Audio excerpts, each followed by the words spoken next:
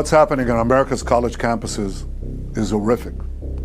Anti-Semitic mobs have taken over leading universities. They call for the annihilation of Israel. It's unconscionable. It has to be stopped. It has to be condemned, and condemned unequivocally. When Netanyahu demanded that the protests against Israel be stopped, the U.S. government complied because our members of Congress have all been bought and paid for with tax dollars given to the American Israeli Political Action Committee, known as AIPAC. AIPAC openly brags about this on their official website because they don't have to register under the Foreign Agents Registration Act, which requires agents of foreign principals to register and provide transparency. Beginning in 1962, they were known as the American Zionist Council, and President John F. Kennedy was ordering them to register as a foreign agent. Along with members of the U.S. government, the Zionists fought against this.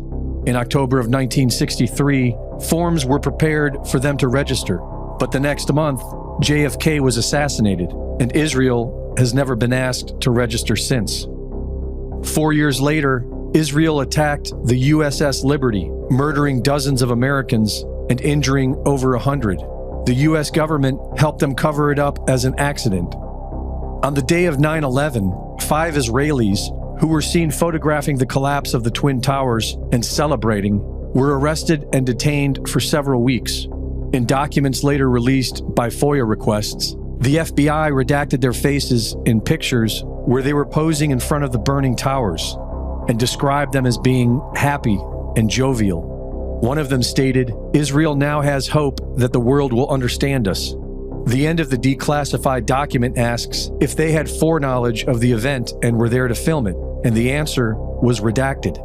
As soon as they were released, they returned to Israel and went on television, where they confirmed that the answer was yes. The fact of the matter is, we are coming from a country that experiences terror daily.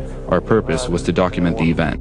The dancing Israelis had fake student IDs, and several accounts of suspicious Israeli art students were reported to be infiltrating government buildings. Over 100 of these Israeli art students were arrested. Fox News reported that these art students served in military intelligence and explosive ordnance units. The majority of those questioned, quote, stated they served in military intelligence, electronic surveillance intercept, and/or explosive ordnance units. In March of 2000, several of these Mossad art students were living in the World Trade Center as part of the World Views Artist in Residence program. They occupied floors 90 and 91, where walls were unfinished and structural beams were exposed. A member of this group of artists, Hanan Sarfati, was arrested by the DEA as part of the Israeli spy ring. But the identities of an additional 14 Israelis who were with him have never been released to the public. These Israeli artists were sharing the space with a group of Austrian artists known as Gelatin, who were working on a project called The Bee Thing that involved removing windows on the 91st floor of the North Tower. A small balcony was constructed for people to stand on while photographs were taken by a helicopter.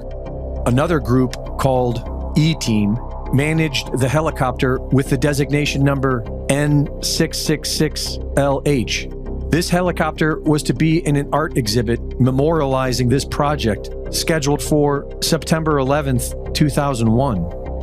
In March of 2001, E-Team had an art project called 127 Windows. Officially, they were going to write their name on the exterior of the tower. They had an artist's rendering of what the project was supposed to look like, but it never appears to have happened. And on 9/11, American Airlines Flight 11 crashed into the exact spot where they were supposedly preparing to do this. In 2001, Gelatin published a book on the project and described it as conspiratorial work. It includes a drawing of someone falling headfirst from the 91st floor with the words, 300 meters of pure pleasure. Gelatin was originally spelled the same as the explosive, but was officially changed in 2005. And the 9/11 Commission report does not mention Gelatin, E-Team, or any of the Israeli Mossad art students.